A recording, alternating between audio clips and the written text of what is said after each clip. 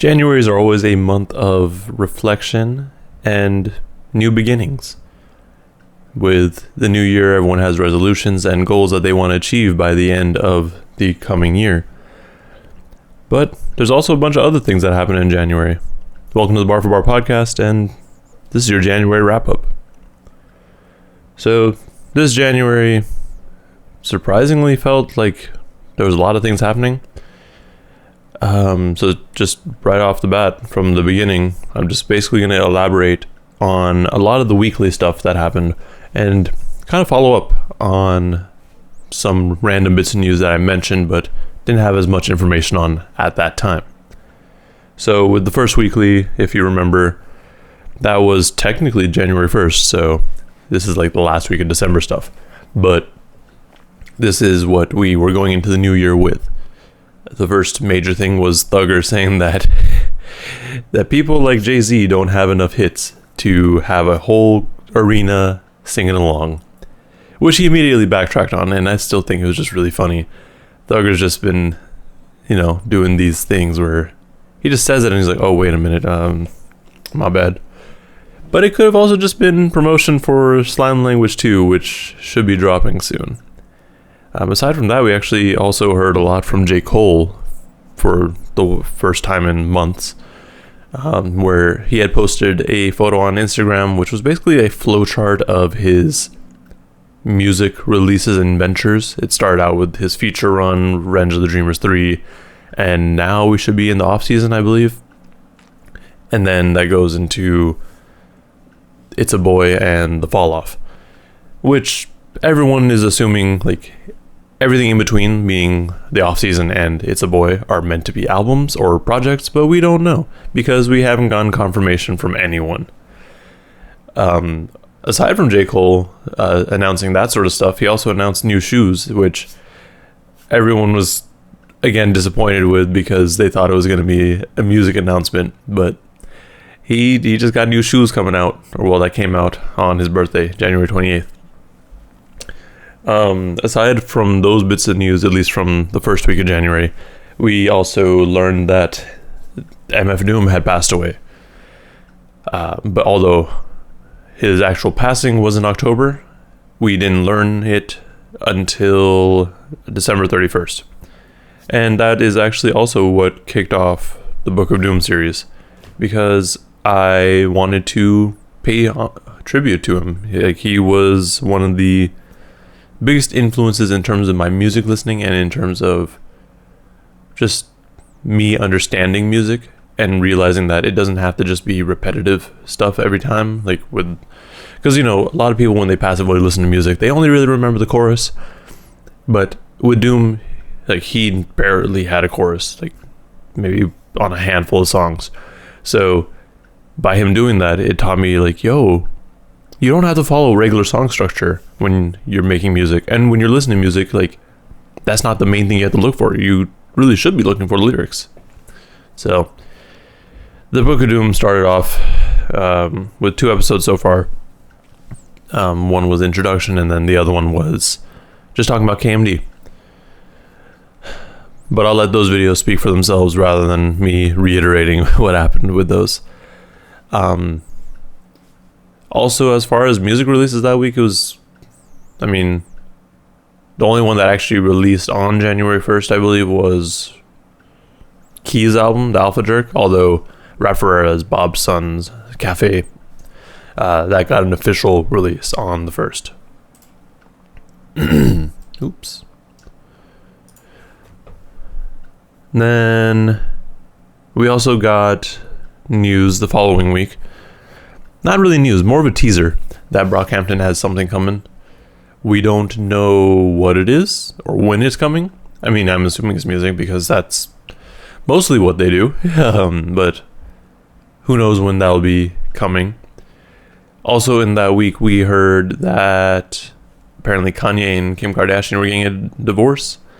And later on in the month, we learned that it's apparently going to be televised. So, yeah, I don't like that.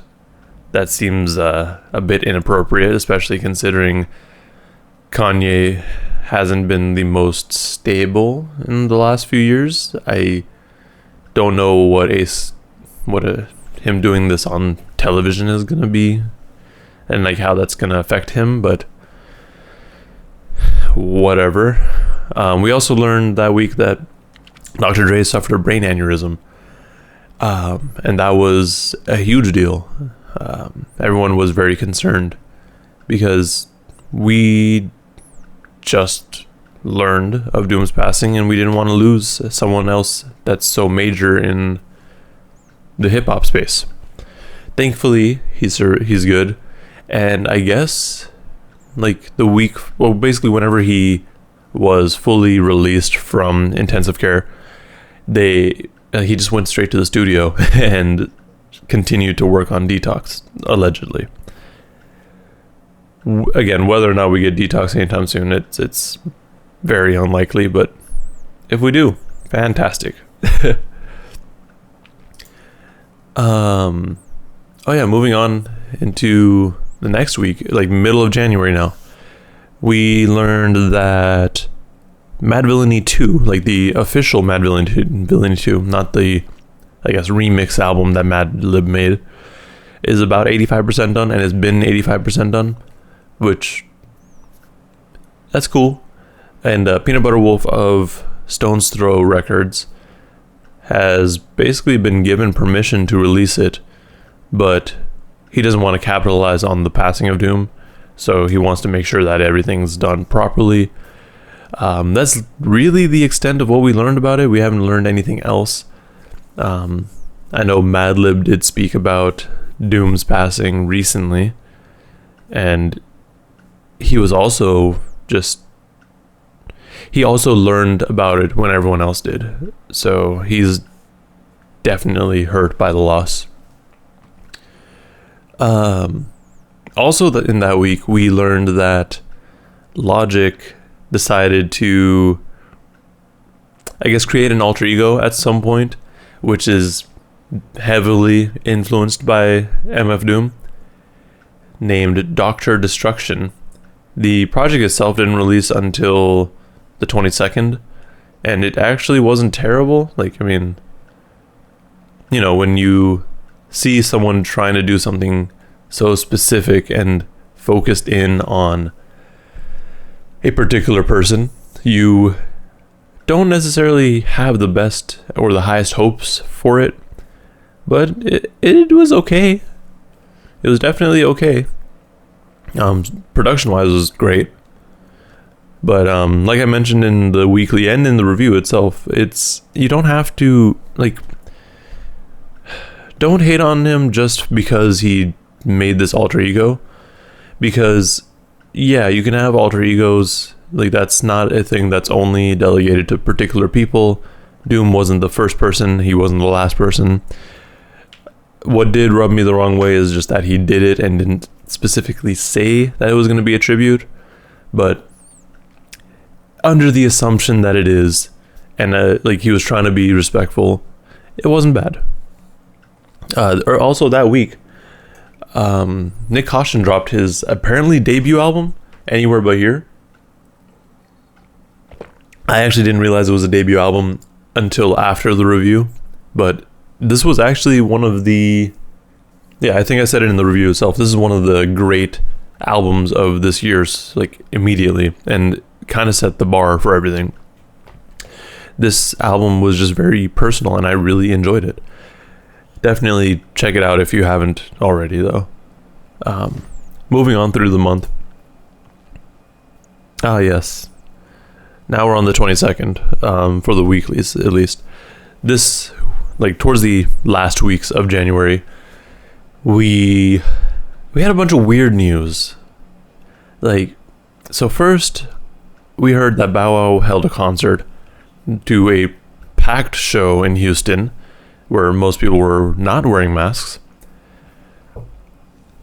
I'm still confused as to why there were so many people there for Bow Wow, but I guess he can pull people like that. It's still, regardless, I mean, wear your mask even if you're going to be doing some stupid stuff like that. Also, then Yeezy, the company, was suing an intern for breaking an NDA. There hasn't really been further news on that I'm aware of. I also haven't really gone out of my way to look. Oh yeah, and this was also the week of the inauguration. So literally the day before all the pardons were being done, and both Kodak Black and Lil Wayne were pardoned. So I think Kodak still technically has another sentence that he has to serve time for, but the one that he was in jail for originally, that one's what he got pardoned for. So cool. However you feel about Kodak Black, that's on you. I don't really care about him either way. And then Lil Wayne also got pardoned, like I mentioned, and it's really funny because it almost feels like his pardoning was like it was planned. So if you remember, sometime last year, I think like November, October, he, like before the election, essentially, he openly endorsed Trump, and everyone was immediately like, nah. But also other people were like, what if he's just doing this so he don't go to jail? Because he was charged for a few things. I can't remember right now. Because he was also liquidating a lot of his assets. Like he was selling off masters for young money. Like it was almost like he was trying to get, like, just not go to jail, basically. Or just have some money just in case. But he got pardoned, and there's been no confirmation to whether or not that endorsement was to get pardoned, or if he genuinely wanted to do it. I'm leaning towards the former, where it was all a ploy so that he wouldn't go to jail, but we don't know. The only person who does is Wayne and his camp. Also that week, we got a few good releases. Kodo the Friend dropped Lyrics to Go Volume 2. I didn't do a review for it, but with my review of, I think it was Everybody or Everywhere, whatever his album last year was, Koda's music isn't necessarily for me.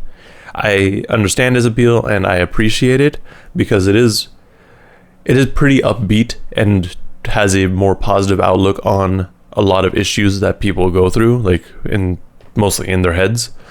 So Koda is great in terms of that, and he's very uplifting, but I'm not always in the mood for that.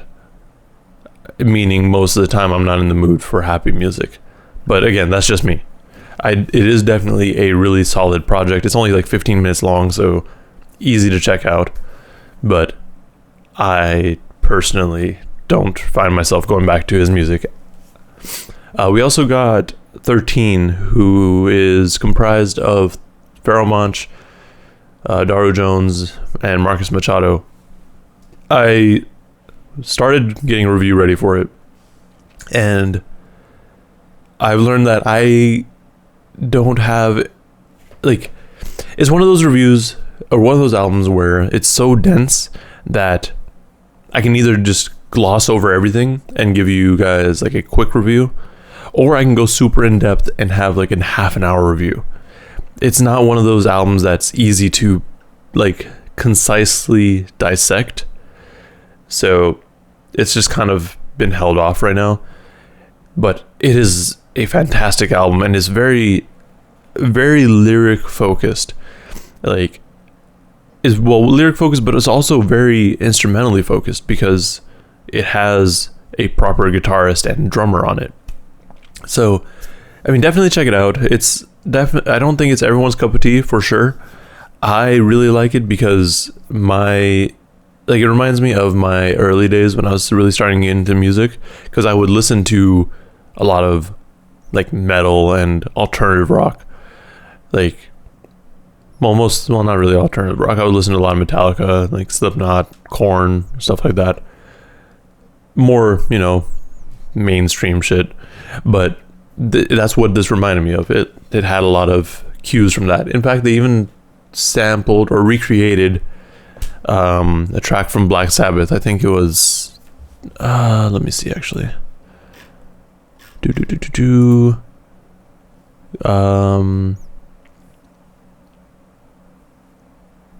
Was it The Magician? That was the album, or that was the song. Maybe. No. The song was track 666, which was a remake of Hand of Doom. So that was really cool. But yeah, no, it's a really good album. Definitely check it out if you're into rock rap, I guess. But I mean, if you've listened to Pharoah Monch in the past, you know that he has that rock influence in general. So it's not too surprising to see him do this sort of thing.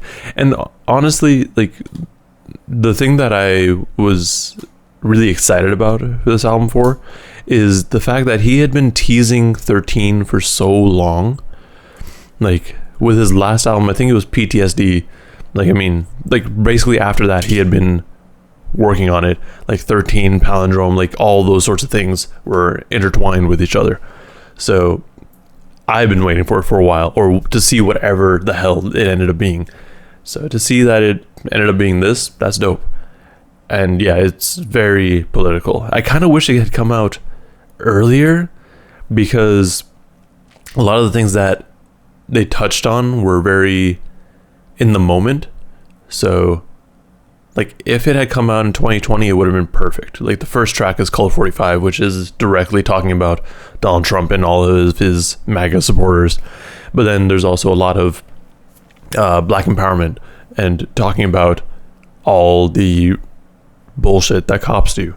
So there's a lot to it. It's just, I don't know. If it had come out like maybe September or August of last year, it would have been perfect timing. But regardless, it's dope. And then also Doc D dropped his album, and like I mentioned, it was solid production wise. Lyric wise, it was okay. Logic definitely performs better when he has features on a track, because it forces him to put in more effort. But it is what it is. This then brings us to last week, this last week of January. And really not a whole lot happened. The biggest thing to bring up was that Six Dogs passed away. Rest in peace, for sure. And then T.I. and Tiny were being basically called out, or people were alleging that there were sexual abuse and drug abuse with them and people who were either underage or not willing. So not a whole lot has come out about that, because it's still really new news. So we'll see. But yeah, as of right now, they're basically just saying, no, that wasn't us. There were people who were just kind of bandwagoning it, in the sense that, like, when these sorts of allegations come out, there's people that come out of the woodworks just to stir up trouble, and they just straight up even said, like, no, I was lying. So that's where things get weird. We'll probably talk about it again sometime soon, when we get more information, though. And then as far as music that came out that week, the biggest thing was Ian Kelly, Kells is Dead. I'm going to be doing a review for that this week. It's a dope project. Ian Kelly, if you aren't aware, is part of the collective Grand National, but also signed to John Law Records. The whole album is, well, the majority of the album is produced by Eric G, and then there's a few tracks from Ninth Wonder. And it's entirely narrated by Champ Green, which just gives it this super Oakland sound, and I love it. I've been listening to it nonstop, and the fact that it's only half an hour long is perfect too. I'm not going to talk about the album anymore, because it's going to end up being a review. And then also Madlib dropped Sound Ancestors, which is just an instrumental tape, but it was, I guess, curated and executive produced by Fortet, whom they've worked together with before. So pretty dope. Definitely check it out if you're into instrumental projects. As far as, major news events, that about wraps it up. There are a few other things, like I've like I said, I did a couple of reviews this week, or this month has been light in terms of music releases and reviews. But that's normal for January. I did start writing a review for Rap Ferreira's album as well, but like I said with Pharoah Monch's album, it's not like, it's one of those tricky ones where there's so much to say, but there's also like, I could also just go in and do like a 5-minute review. So I don't know. I still need to figure out how I want to handle those sorts of projects because they are pretty common. Aside from that, oh yeah, Book of Doom, those 2 chapters are out. The only other thing I wanted to talk about was music that I've been listening to. What is this? Yeah, so if you aren't aware of Last.fm, Last.fm lets you connect either your Spotify or Tidal account. I'm not sure if they do Apple Music and other streaming services or not. But basically what it does is it will allow you to go back and kind of track what you're listening, and other websites kind of create a collage of them. So, for example, the one that I use is tapmusic.net. I just enter in my Last.fm username, and it gives me a grid of music releases that I've been listening to. So, for example, oh right, Focus is all the way back here. Well, you can't really see it, but I'll tell you what it is. I'll basically be going left to right, top to bottom. First up was Ian Kelly, Kells is Dead. I've already talked about that briefly. It's a dope project. It's only up there, like way up there right now because that's all I've been listening to. But yeah, it's dope anyway. The second one was KMD, Mr. Hood. That one, as well as another project on here, is up there because I was basically studying for the Book of Doom. Like, I wanted to have enough context and enough information to, properly talk about it, because I don't want to just go on here and just ramble about stuff I don't know. Like, the Book of Doom is a project that I want to really elaborate on and really want to have a conversation about. So for me to just kind of briefly touch on things and not have enough information about it just didn't feel right. The other project on here was Pharoah Monch and 13, A Magnificent Day for an Exorcism. I already talked about that. Then Code of the Friend, Lyrics to Goat, Volume 2, same deal. I've spoken about that already. Definitely good albums. Definitely different spectrums of emotion there. Code of the Friend is a lot more upbeat and typically positive. 13 was a lot more aggressive and kind of negative, you could say, because they're talking about these negative things, but they're both good in their own ways. Then in the middle I had KMD's Black Bastards, again, just to really flesh out the Book of Doom. It's really interesting to me to listen to those projects back to back, because Mr. Hood was, very typical early 90s, like, younger people rap. Like, it was very upbeat, it was funny, but they still had a pretty heavy focus on content and, just talking about things that aren't right in society. But then Black Bastards really amplified that and, just tore it up. Like, at that point, Onyx the Birthstone Kid had left, and it was just Doom, or Zevlevex, and his brother Subrock. And, it was just much more aggressive, it felt. Like, it was, like I mentioned in chapter 2, that it really felt like the beginnings of Victor Vaughn, like that sort of sound. So it was dope. Then I also had Bob's Son by Rap Ferreira. That was, I didn't talk about it yet, really, but it was a very interesting album because it was very laid back. Like, it's really just cafe music. It's weird, but I liked it. Nick Caution, Anywhere But Here, like I mentioned already, pretty dope album. Check out the reviews for these if I have them. Then Isaiah Rashad Sylvia demo, that's on there just because it hit its 7-year anniversary the other day, and I was just listening to it back to back. It's a really dope project. I do return to it often, or like at least in my head, random songs come in, but it's dope. And then finally, Searching Sylvan by Sylvan LaCue, or Quest at that time. That really came about because I got the vinyl for it the other day. I think it hit his 10-year anniversary, so then he released the vinyl, and it was dope. It's a really solid album, and check it out if you haven't. It's basically an underground masterpiece from, I think, 2011, 2012, something like that, 2010 maybe. I forget exactly, but dope project. Okay, I think that about wraps up everything I have to say this week.